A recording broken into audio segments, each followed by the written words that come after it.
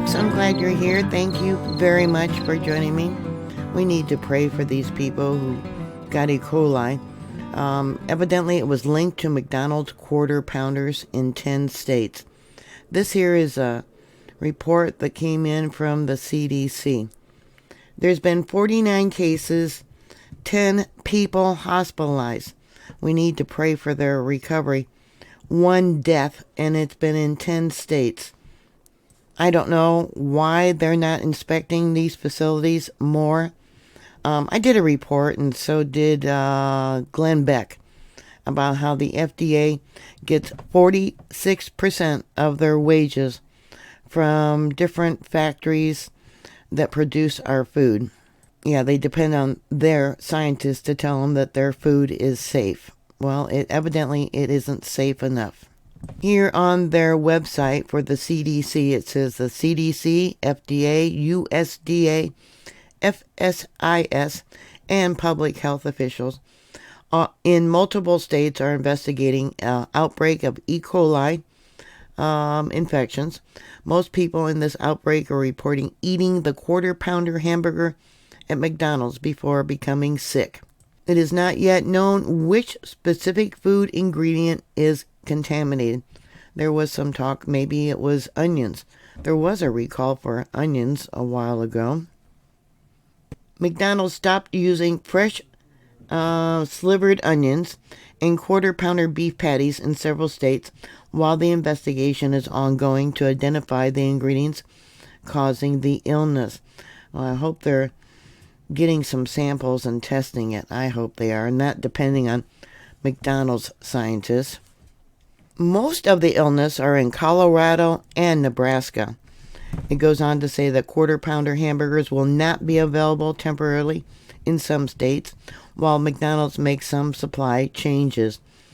Yeah, how many other states that are not listed here? McDonald's stores in Colorado, Kansas, Utah, Wyoming, and portions of Idaho, Iowa, Missouri, Montana, Nebraska, Nevada, New Mexico, and Oklahoma have temporarily stopped using quarter pounder slivered onions and beef patties. It says fresh slivered onions are primarily used on quarter pounder hamburgers and not other menu items. You know, some of these outbreaks can take up to 10 days before you show symptoms. Yeah, deadly. Call your health provider if you have severe E. coli symptoms, which include, they have here, diarrhea and fever with a temperature higher than 102 degrees. Diarrhea for more than 3 days that is not improving.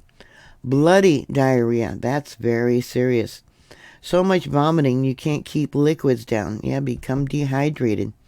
Signs of dehydration such as not peeing much, dry mouth and throat, feeling dizzy when standing up.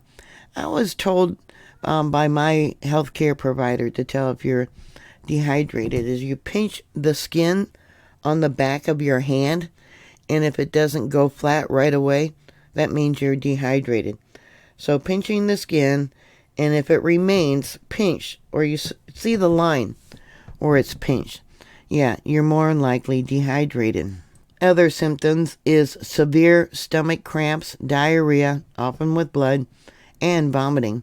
Symptoms usually start, not always, 3 to 4 days after swallowing the bacteria. Like I said, it could happen up to 10 days later. Most people recover without treatment after 5 to 7 days.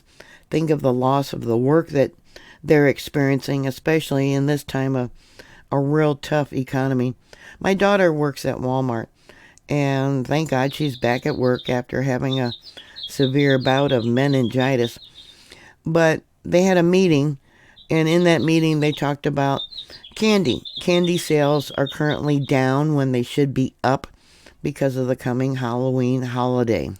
This year's been especially tough on people because, you know, all the different things that are going on with the economy. People losing jobs, being sick. My daughter was off work for a good month because of her bout with meningitis. They still don't know how she caught it. Other things for E. coli you should be aware of. Some people may develop serious kidney problems. During times of dehydration, do not take ibuprofen. Yeah, it'll damage your kidney. So don't take that type of pain medication if you're dehydrated. Here we have the page from the FDA. Yeah, they're the ones that are supposed to be inspecting these factories. They say the same thing. It might be the sliced, slivered onions in the McDonald's quarter pounders.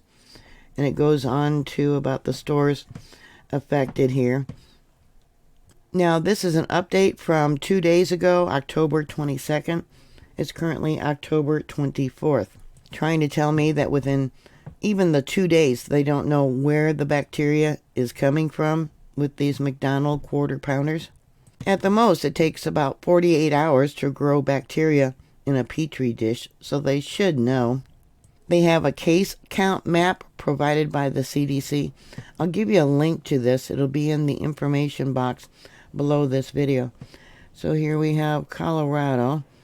Oh, nothing happens when I click on it. Disappointing. They're saying 49 people have been sickened, 10 were hospitalized, and 1 death.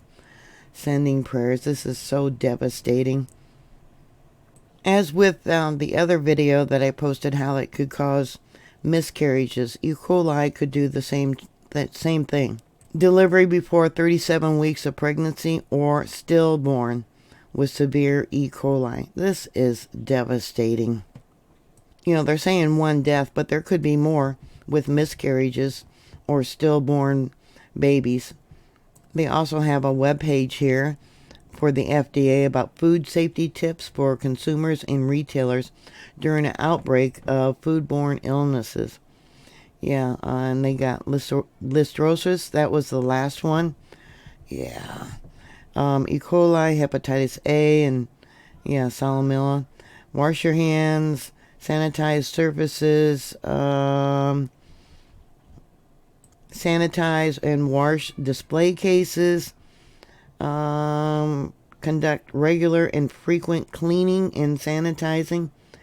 You know, I remember years ago I worked at a McDonald's, and the ice cream machine, the machine that served the shakes, yeah, there was mold growing inside them.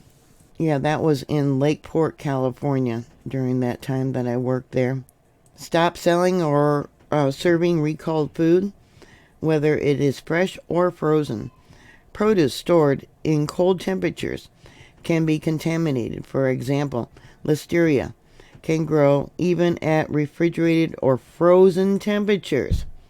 There was a listeria outbreak linked to frozen vegetables in 2016. Well, there was one just last week. I did a video about it. Determine if cross-contamination with other foods may have happened.